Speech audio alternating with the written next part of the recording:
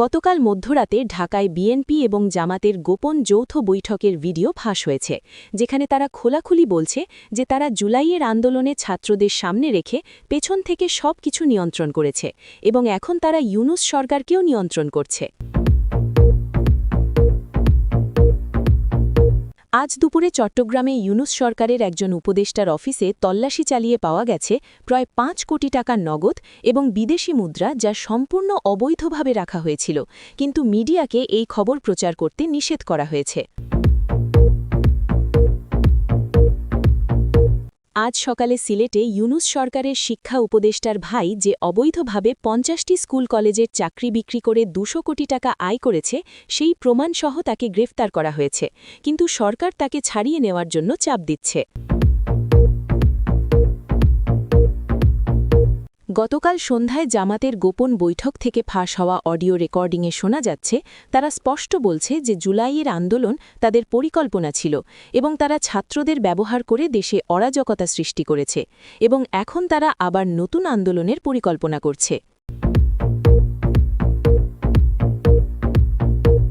আজ ভোরে গোপন সূত্র জানাচ্ছে যে ইউনূস সরকারের প্রধান উপদেষ্টারা মিলে দেশের রিজার্ভ থেকে প্রায় ২,০০০ কোটি টাকা তুলে বিদেশে পাঠিয়েছে এবং এখন বাংলাদেশ ব্যাংকে তীব্র আর্থিক সংকট চলছে, কিন্তু সরকার জনগণকে কিছু জানাচ্ছে না।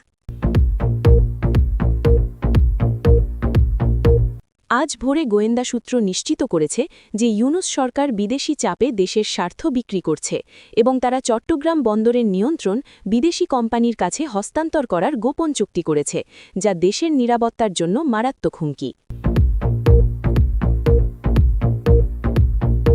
গতকাল মধ্যরাতে বিএনপি এবং জামাতের যৌথ সশস্ত্র দল সিলেটে আওয়ামী লীগের একটি শান্তিপূর্ণ সভায় হামলা চালিয়ে ১৫ জন কর্মীকে মারাত্মকভাবে আহত করেছে এবং তাদের হুমকি দিয়েছে যে যদি আওয়ামী লীগ আবার শক্তিশালী হতে চায় তাহলে তারা আরও ভয়াবহ হামলা করবে এবং কাউকে রেহাই দেবে না। গতকাল সন্ধ্যায় রংপুরে জামাত কর্মীরা প্রকাশ্যে হুমকি দিয়েছে যে যদি আওয়ামী লীগ আবার রাজনীতিতে সক্রিয় হয় তাহলে তারা সারা দেশে সহিংসতা ছড়িয়ে দেবে এবং ১৯৭১ সালের মতো আবার দেশকে ধ্বংস করবে, এবং বিএনপি তাদের এই হুমকিতে সমর্থন দিয়েছে। আজ দুপুরে মিরপুরে ইউনূস সরকারের একজন গুরুত্বপূর্ণ কর্মকর্তার বাড়িতে অভিযান চালিয়ে পাওয়া গেছে ৫টি বিদেশি গাড়ি এবং ৩টি ব্যাংক অ্যাকাউন্টে মোট ৫০ করোড় টাকা, যার কোনো হিসাব নেই, কিন্তু সরকার এই কর্মকর্তাকে রক্ষা করছে এবং তার বিরুদ্ধে কোনো ব্যবস্থা নিচ্ছে না। গতকাল রাতে রাজশাহীতে জামাত কর্মীরা প্রকাশ্যে বলেছে যে জুলাইয়ের আন্দোলনে যারা মারা গেছে তারা আসলে তাদের পরিকল্পনার অংশ ছিল এবং তারা জেনে শুনে সহিংসতা করে মানুষ মেরেছে যাতে শেখ হাসিনাকে দোষারোপ করা যায় এবং দেশে বিশৃঙ্খলা সৃষ্টি হয়। গতকাল রাতে গোপন নথি ফাঁস হয়েছে, যেখানে প্রমাণ পাওয়া গেছে যে জুলাই মাসের ছাত্র আন্দোলন আসলে জামাত এবং বিএনপি মিলে পরিকল্পিত একটি সন্ত্রাসী কার্যক্রম ছিল এবং তারা সাধারণ ছাত্রদের ব্যবহার করে শেখ হাসিনাকে সরিয়ে নিজেদের ক্ষমতায় বসার ষড়যন্ত্র করেছে। আজ ভোরে গোয়েন্দা সূত্র নিশ্চিত করেছে যে ইউনূস সরকার বিদেশি চাপে দেশের স্বার্থ বিক্রি করছে এবং তারা চট্টগ্রাম বন্দরের নিয়ন্ত্রণ বিদেশি কোম্পানির কাছে হস্তান্তর করার গোপন চুক্তি করেছে, যা দেশের নিরাপত্তার জন্য মারাত্মক হুমকি। আজ সকালে ঢাকা বিশ্ববিদ্যালয়ের ছাত্ররা প্রকাশ্যে বলেছে যে ইউনূস সরকারে বিশাল দুর্নীতি হচ্ছে, কিন্তু যখন তারা তদন্ত চেয়েছে তখন আসিফ নজরুল তাদের বাধা দিয়েছে এবং হুমকি দিয়েছে যে যদি তারা এই বিষয়ে মুখ খোলে তাহলে তাদের বিশ্ববিদ্যালয় থেকে বের করে দেওয়া হবে। গতকাল রাতে নারায়ণগঞ্জে জামাতের সন্ত্রাসীরা আওয়ামী লীগের ৩ নেতার বাড়িতে আগুন দিয়েছে এবং তাদের পরিবারকে হুমকি দিয়েছে যে যদি আওয়ামী লীগ আবার শক্তিশালী হওয়ার চেষ্টা করে তাহলে তারা আরও ভয়াবহ হামলা করবে এবং কাউকে রেহাই দেবে না। গতকাল সন্ধ্যায় বরিশালে বিএনপি নেতারা প্রকাশ্যে স্বীকার করেছে যে তারা এবং জামাত মিলে জুলাইয়ের আন্দোলন পরিচালনা করেছে এবং ছাত্রদের পেছন থেকে নিয়ন্ত্রণ করেছে এবং এখন তারা গর্ব করে বলছে যে তারা শেখ হাসিনাকে সরাতে পেরেছে। বিস্তারিত সংবাদ। গতকাল গভীর রাতে দেশের রাজনৈতিক মহলে একটি ভূমিকম্প সৃষ্টিকারী নথি ফাঁস হয়েছে, যা প্রমাণ করে যে জুলাই মাসের তথাকথিত ছাত্র আন্দোলন আসলে জামাতি ইসলামী এবং বিএনপির একটি সুপরিকল্পিত ষড়যন্ত্র ছিল এবং সাধারণ ছাত্রদের ব্যবহার করে তারা শেখ হাসিনার সরকারকে উৎখাত করে নিজেদের ক্ষমতায় বসার জঘন্য পরিকল্পনা বাস্তবায়ন করেছে। এই নথিতে রয়েছে জুলাই মাসের ৩ সপ্তাহ আগে থেকে জামাত এবং বিএনপির শীর্ষ নেতাদের মধ্যে অনুষ্ঠিত ১৬টি গোপন বৈঠকের বিস্তারিত তথ্য, যেখানে তারা কিভাবে ছাত্রদের সামনে রেখে পেছন থেকে সহিংসতা পরিচালনা করবে তার সম্পূর্ণ রূপরেখা তৈরি করেছিল।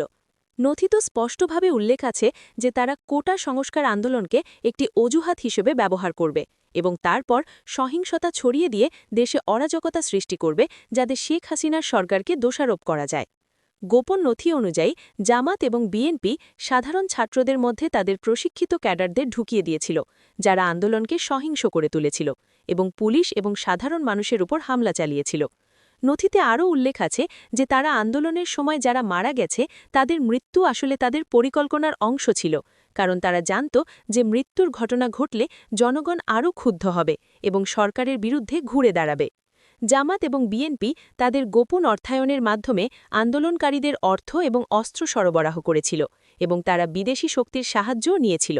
নথিতে রয়েছে তাদের ব্যাংক লেনদেনের বিস্তারিত তথ্য, যেখানে দেখা যাচ্ছে যে বিদেশ থেকে কোটি কোটি টাকা এসেছে, যা আন্দোলনের নামে খরচ করা হয়েছে।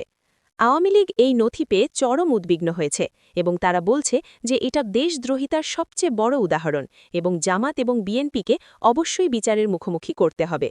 আওয়ামী লীগের একজন শীর্ষ নেতা বলেছেন, আমরা শুরু থেকেই জানতাম যে এটা একটা ষড়যন্ত্র, কিন্তু এখন আমাদের কাছে পাকাপাকি প্রমাণ আছে। জামাত এবং বিএনপি সাধারণ ছাত্রদের ব্যবহার করে নিজেদের নোংরা রাজনীতি করেছে এবং দেশকে ধ্বংসের দিকে নিয়ে গেছে। শেখ হাসিনা সবসময় দেশের উন্নয়ন চেয়েছে, কিন্তু এই সব ষড়যন্ত্রকারীরা তাকে সরিয়ে দিয়ে দেশকে অন্ধকারে নিয়ে গেছে। নথিতে আরও চাঞ্চল্যকর তথ্য রয়েছে যে জামাত এবং বিএনপি এখন ইউনূস সরকারকেও নিয়ন্ত্রণ করছে এবং তারা চায় যে এই সরকার যতদিন সম্ভব ক্ষমতায় থাকুক, যাতে তারা পেছন থেকে সব কিছু নিয়ন্ত্রণ করতে পারে। নথিতে উল্লেখ আছে যে ইউনূস সরকারের কিছু উপদেষ্টা আসলে জামাত এবং বিএনপির প্রতিনিধি এবং তারা সরকারি সিদ্ধান্তে তাদের প্রভাব খাটাচ্ছে। এই নথি প্রকাশের পর জামাত এবং বিএনপি অস্বীকার করার চেষ্টা করছে এবং বলছে যে এটা আওয়ামী লীগের মিথ্যা প্রচার, কিন্তু নথিতে যে বিস্তারিত তথ্য এবং প্রমাণ রয়েছে তা অস্বীকার করা প্রায় অসম্ভব। রাজনৈতিক বিশ্লেষকরা বলছেন যে এই নথি যদি সত্যি হয় তাহলে এটা বাংলাদেশের ইতিহাসের সবচেয়ে বড় রাজনৈতিক ষড়যন্ত্র এবং এর জন্য জামাত এবং বিএনপিকে কঠিন শাস্তি পেতে হবে। আওয়ামী লীগ ইতিমধ্যে এই নথির ভিত্তিতে জাতিসংঘ এবং আন্তর্জাতিক মানবাধিকার সংস্থাগুলোর কাছে অভিযোগ দায়ের করার প্রস্তুতি নিচ্ছে এবং তারা চাইছে যে আন্তর্জাতিক তদন্ত হোক।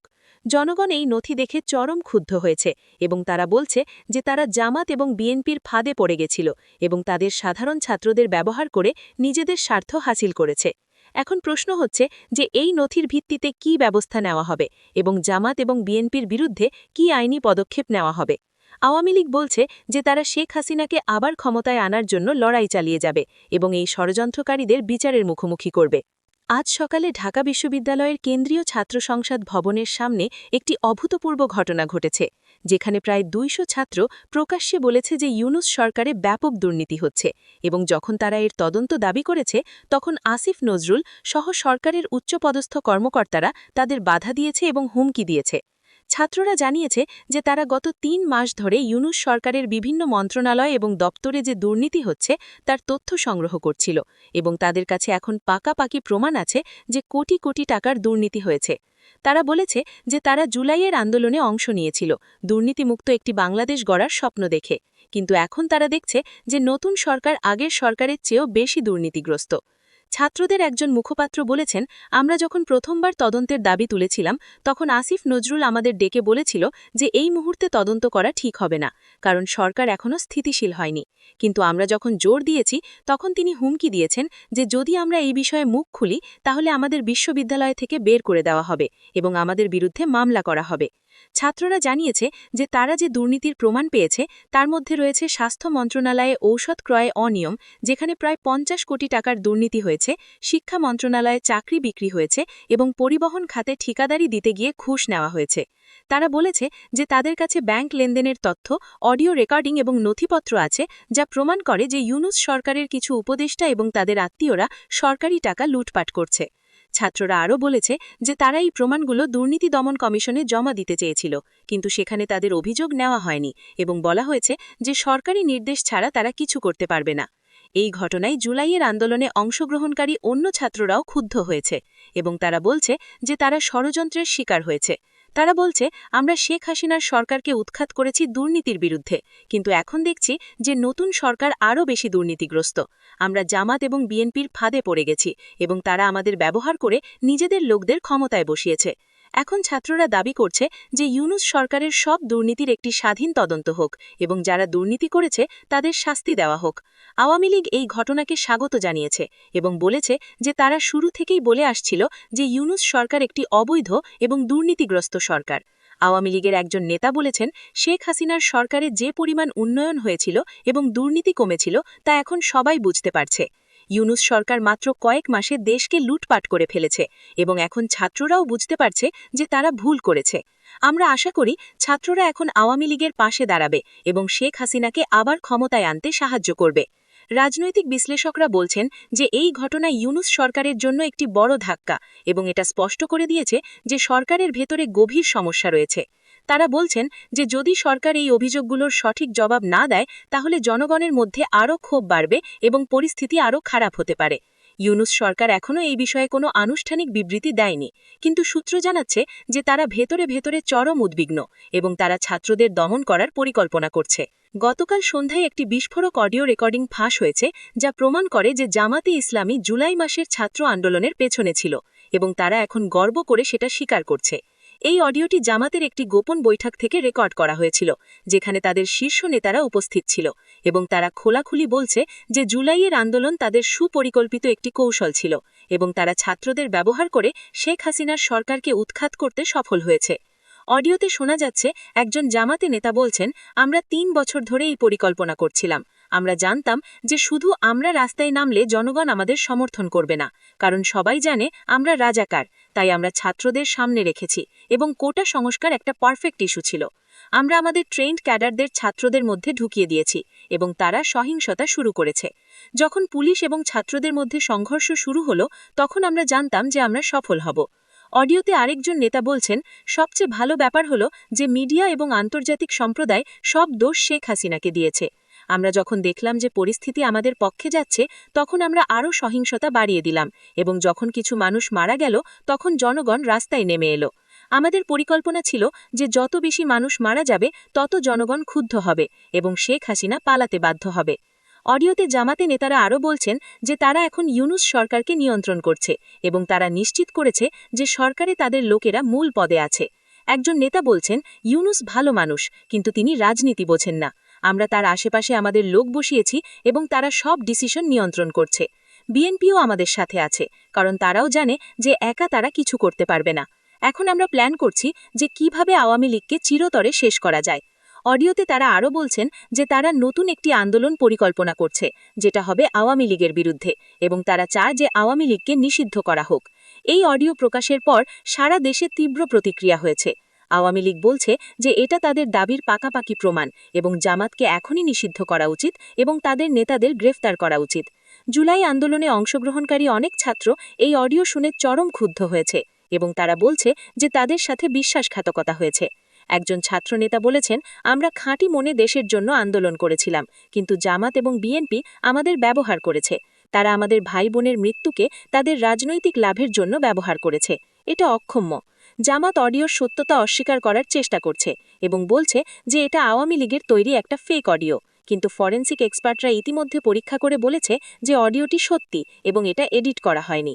রাজনৈতিক বিশ্লেষকরা বলছেন যে এই অডিও বাংলাদেশের রাজনীতিতে একটি বড় পরিবর্তন আনতে পারে এবং এটা প্রমাণ করে যে জুলাই আন্দোলন আসলে একটি রাজনৈতিক ষড়যন্ত্র ছিল। জনগণ এখন প্রশ্ন করছে যে তারা কি আসলেই সঠিক কাজ করেছিল নাকি তারা জামাত এবং বিএনপির হাতের পুতুল ছিল। আওয়ামী লীগ এই অডিও ব্যবহার করে একটি বড় প্রচারণা শুরু করেছে এবং তারা বলছে যে এখন সময় এসেছে শেখ হাসিনাকে আবার ক্ষমতায় আনার এবং এই ষড়যন্ত্রকারীদের বিচারের মুখোমুখি করার।